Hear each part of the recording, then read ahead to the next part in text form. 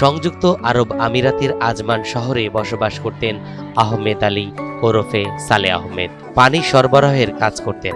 গত 28 ফেব্রুয়ারি প্রতিদিনের মতো কাজে বের হয়েছিলেন তিনি, কিন্তু নিষ্ঠুর যুদ্ধ তাকে বাঁচতে দিল না। ইসরায়েল, আমেরিকা ও ইরানের মধ্যকার চলমান সংঘাতের প্রথম দিনেই প্রাণ হারান বাংলাদেশের এই রেমিটেন্স যোদ্ধা। বিকাশ পেমেন্টে 10,000 টাকার বেশি অফার। শপিং চলছে তো। এরকম পরিস্থিতিতে মারা যাইবা আমরা কখনো ভাবি না। ইরানের মিসাইলে তাই নাগাতে হয়েছেন। এখন আমরা সরকার কাছে ওখানে দাবি তার একটা ছেলে অসুস্থ থ্যালাসিয়াম রোগী আর অসহায় ফ্যামিলি, আর কোনো আয় রোজগারের মধ্যে নাই, একটা তার সহযোগিতা করা লাগে আমরা আবেদন আমরা আত্মীয় স্বজন। হঠাৎ করে ইরান হামলায় নিহত হওয়ায় তার পরিবারটা একটা অসহায় অবস্থানে আছে এবং তার একটা ছেলে অসুস্থ, প্রতি মাসে তার শরীরে ব্লাড দিতে হয়। তো আমরা গ্রামবাসী পক্ষ থেকে এটাই দাবি করব বাংলাদেশ সরকারের কাছে যে তার পরিবারের প্রতি সমবেদনা বা সহযোগিতার হাত যেন প্রসার করে। ইরানের যুদ্ধের কারণে নিহত হয়েছেন আমাদের এই রেমিটেন্স যোদ্ধার মরদেহ আজকে বাড়িতে আসতেছে। আমাদের এলাকার ছোট বড় সবাই আমরা সুখাহত। দেশে এসে স্বপ্নের বাড়ি নির্মাণ কাজ শেষ করে কলেজ পড়ুয়া মেয়েকে বিয়ে দেওয়ার কথা ভাবছিলেন তিনি, কিন্তু তার স্বপ্ন রয়ে গেল। আজ বাড়ির উঠোনে তার মরদেহ এক নজর দেখার জন্য শত শত মানুষ ছুটে এসেছেন। কান্নায় ভেঙে পড়ছেন স্বজনরা। গত 6 মাস আগে আইসলা দেশে স্বাভাবিক অবস্থায় গিয়ে আমরা সিলেট থেকে রিসিভ করছি, বাট এখন আমরা একটা রিজার্ভ করি না যে তান্ডে এই অবস্থায় গিয়া আনাওর। বিকাশ পেমেন্টে 10,000 টাকার বেশি অফার। শপিং চলছে তো।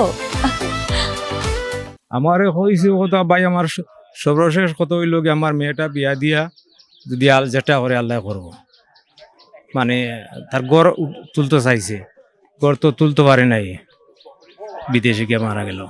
উনি আসলে খুব ভালো ছিল, সাদাসিধা মানুষ ছিল, সবার সাথে ওনার খুব সুসম্পর্ক ছিল। আমরা এই 5,500 মানুষের বসবাস গাজীটাকায়, প্রায় 4টা ওয়ার্ড, আমরা আসলে সবাই সুখাহত এবং এই ফ্যামিলির জন্য আমরা খুবই চিন্তিত।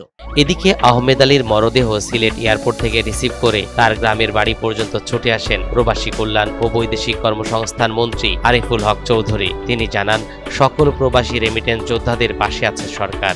আমরা প্রথম থেকেই ওইখানে লাশটাকে রিসিভ করা থেকে শুরু করে ওইখানের সরকারি যত প্রসেস আছে, আমাদের মাননীয় প্রধানমন্ত্রীর নির্দেশনায় আমরা সব কিছু করে আজকে আমরা পরিবারের কাছে আমাদের নিজ উদ্যোগেই প্রবাসী কল্যাণ মন্ত্রণালয়ের তত্ত্বাবধানে সমস্ত তাদের পরিবারের সকল সদস্যদেরকে নিয়ে আমরা লাশ দিয়েছি এবং ওনার পরিবারকে আজকে তার দাফন কাফনের জন্য আমাদের মন্ত্রণালয় থেকে প্রবাসী কল্যাণ মন্ত্রণালয়ের 85,000 টাকা শুধু দাফন কাফন এগুলো করার জন্য আমাদের জেলা প্রশাসনের পক্ষ থেকে বিশেষ করে উপজেলা কমপ্লেক্সে ওনারা নগদ 20,000 টাকা দিয়েছেন, আরও 1 লক্ষ টাকা আগামীকাল দেবেন। এদিকে জেলা প্রশাসক জানান, তাদের পক্ষ থেকে সার্বিক সহযোগিতা করবেন। তাছাড়া পরবর্তীতে তার সন্তান ও পরিবারকে সার্বিক সহযোগিতা অব্যাহত রাখবে জেলা প্রশাসন। প্রাথমিকভাবে আমরা উপজেলা প্রশাসনের পক্ষ থেকে তাকে আর্থিক সহযোগিতা এবং জেলা প্রশাসনের পক্ষ থেকে আর্থিক সহযোগিতা করা হচ্ছে,